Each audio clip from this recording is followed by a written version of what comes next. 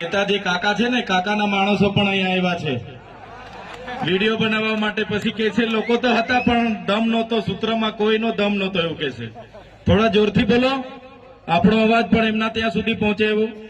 જય જોહર, જય આદિવાસી, જય જવાન, જય જવાન. ધન્યવાદ.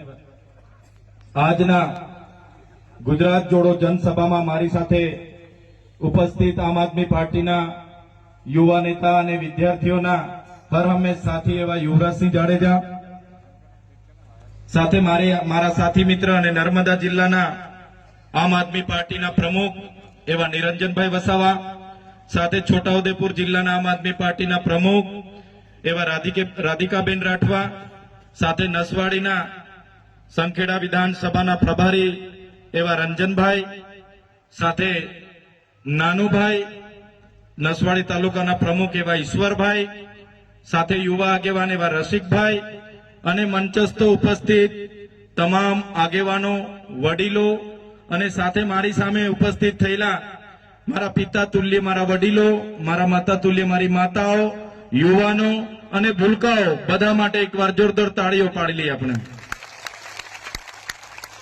સાથે સાથે આપણી વાત ગુજરાત અને દેશ સુધી પહોંચે એના માટે અહીં સતત પ્રસારણ કરી રહેલા મારા મીડિયા મિત્રો અને આપણો કાર્યક્રમ સુચારો અને સારો થાય એની કાયદો અને વ્યવસ્થા જાળવવા માટે અહીં ઉપસ્થિત થયેલા તમામ પોલીસ અધિકારીઓ માટે પણ જોરદાર તાળીઓ પાડી. સાથીઓ, હમણાં આગળના કોઈ વક્તાએ કીધું કે મનરેગા યોજનાનું નામ બદલી નાખવામાં આવ્યું છે, ત્યારે હું વધારે નહીં કહીશ, પણ જે પ્રકારે મનરેગા કૌભાંડો થયા, મનરેગામાં ભ્રષ્ટાચારો થયા, શરૂઆત આપણા છોટાઉદેપુર, નર્મદા અને ભરૂચથી આપણે એ મુદ્દાને ઉઠાવ્યો અને મનરેગાના કૌભાંડો જ્યારે એમના નેતાઓ, એમના પુત્ર, મોટા મોટા નેતાઓ, એ ભાજપના મંત્રી તંત્રીઓ અને કોંગ્રેસના પ્રદેશ ઉપાધ્યક્ષ એવા નેતાઓ જેલોમાં જવું પડ્યું, ત્યારે આજે દેશમાં મનરેગા યોજનામાં જે મહાત્મા ગાંધીના નામે યોજના હતી એને બદલીને એમના કૌભાંડો છુપાવવાનું કામ કર્યું છે. ત્યારે આ સરકારને કહેવા માંગીએ છીએ, મનરેગાનું નામ બદલવાથી અમે તમારા કૌભાંડો ભૂલી નથી જવાના. આવનારા દિવસોમાં તમને એનો જવાબ મળી જવાનો છે. એમણે નામ બદલ્યું, જી રામજી રાખ્યું. આપણા વડીલો બધા કહે છે રામજી તો સૌના હૈયામાં વસે છે, પણ કૌભાંડોમાં એમના નામનો ઉપયોગ જ્યારે આ ભારતીય જનતા પાર્ટી કરે છે, આવનારા દિવસોમાં એ ભારતીય જનતા પાર્ટીને સત્તામાંથી આપણે બધાએ જાકારો આપવાનો છે. સાથીઓ, હમણાં અમારા ડેડિયાપાડામાં દેશના વડાપ્રધાન શ્રી નરેન્દ્રભાઈ મોદીજી આવ્યા. દેશના વડાપ્રધાન શ્રી જ્યારે આપણા વિસ્તારમાં આવતા હોય એમને આવકારીએ છીએ. એ આવતા હોય એટલે ખર્ચાઓ પણ થાય, પણ જે પ્રકારે એમના ભાજપના નેતાઓ, એમના અધિકારીઓએ ખર્ચા ઉતાર્યા અને આદિવાસી ગ્રાન્ટ પૂરી કરી, આદિવાસી બાળકોના સિકલ સેલના બીમારીથી પીડાતા બાળકોના ફૂડ બિલના પૈસા હોય, આશ્રમ શાળામાં ભણતા બાળકોના ફૂડ બિલના પૈસા હોય, કુપોષણથી પીડાતા બાળકોના ફૂડ બિલના પૈસા હોય, આંગણવાડી બાંધકામના પૈસા હોય, શિક્ષણ સારું મળે એના પૈસા હોય, રોડ રસ્તાના પૈસા હોય, અને એ આદિવાસીઓના પૈસા જ્યારે આવા તાઇફાઓમાં વપરાતા હશે ત્યારે ચૈતરભાઈ વસાવા એના માટે બોલશે. ચાહે સીએમ નો કાર્યક્રમ હોય કે પીએમ નો કાર્યક્રમ હોય, એનો હિસાબ હવે માંગી છે. એનો હિસાબ આપવો પડશે. કેમ કે એ પૈસા કોઈ ભારતીય જનતા પાર્ટીના કમલમમાંથી નથી આવતા, એ પૈસા કોઈના નેતાના પોતાના ઘરેથી નથી આવતા, એ પૈસા અમારી જનતાના ટેક્સમાંથી આવે છે. એક એક રૂપિયાનો અમે હિસાબ લઈશું. સાથીઓ, તમે વિચાર કરો, એવો તો કેવો પ્રોગ્રામ હશે, 7,83,00,000 રૂપિયાની બસો કરવી પડી. એવો તો કેવો કાર્યક્રમ હશે, 2,40,00,000 રૂપિયાના મોબાઈલ ટોયલેટ મંગાવવા પડ્યા.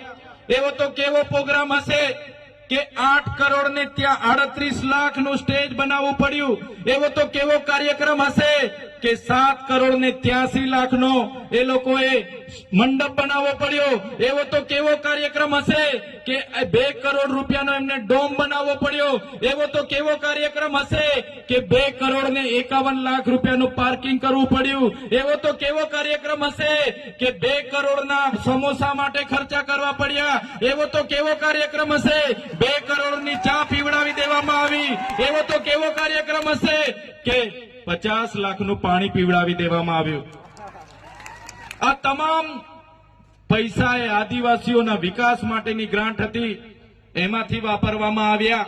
ત્યારે આ ભારતીય જનતા પાર્ટી એમના અધિકારીઓને અમે કહેવા માંગીએ છીએ, અમારા લોકોના વિકાસ માટેના પૈસા હતા, તમારે 1-1 રૂપિયાનો હિસાબ આપવો પડશે, હિસાબ અમે લઈશું. ત્યારે તમે જોયું હશે ગૌરવ દિવસ તો અમે પણ નેત્રંગમાં ઉજવ્યો તો કે નથી ઉજવ્યો? એમણે કીધું કે દેશમાં મોદી લહેર ચાલે છે, મોદીના નામથી લાખો પબ્લિક ઉમટી પડે છે. જ્યારે નરેન્દ્રભાઈ મોદી મારા ડેડિયાપાડામાં આવ્યા ત્યારે જે પ્રતિમાને ફૂલહાર કર્યું એ પ્રતિમા પણ અમારી આગેવાનીમાં અમે બેસાડી છે, ભાજપના નેતાઓએ નથી બેસાડી. દેશના વડાપ્રધાનને અમારી પ્રતિમાએ ફૂલહાર કરવા આવવું પડે એ મજબૂરી તમે જેવા લોકોએ પેદા કરી છે. ત્યારે અમે નેત્રંગમાં પણ અમે લોકોને આહવાન કર્યું, પ્રેમથી કીધું કે ભાઈ પોતાના ખર્ચે નેત્રંગમાં પહોંચી જવાનું છે. નરેન્દ્રભાઈ મોદીની સભામાં 12 થી 15,000 લોકો હતા, એ પણ કર્મચારીઓ પોલીસ સાથે, અને નેત્રંગ ખાતે લાખો આદિવાસીઓ ભેગા થઈ ગયા આપણા એક અવાજથી. ત્યારે આજે ભાજપના નેતાઓને ચિંતા છે. આજે અમે દાહોદમાં જઈએ, છોટાઉદેપુરમાં આવીએ કે આજે અમે પંચમહાલમાં જઈએ, ત્યારે એના નેતાઓ અમારા ગયા પછી અમને ગાળો ભાંડે છે ને. ચૈતર વસાવા અહીંયા આવ્યા કેમ? ચૈતર વસાવા શું કરી આપવાના છે? આવું બધું બોલે છે કેમ કે ભાજપના નેતાઓને ખબર પડી ગઈ છે કે હવે ચૈતર વસાવા સાથે આ વિસ્તારના લોકો જાગી ગયા છે અને આવું ને આવું ચાલશે.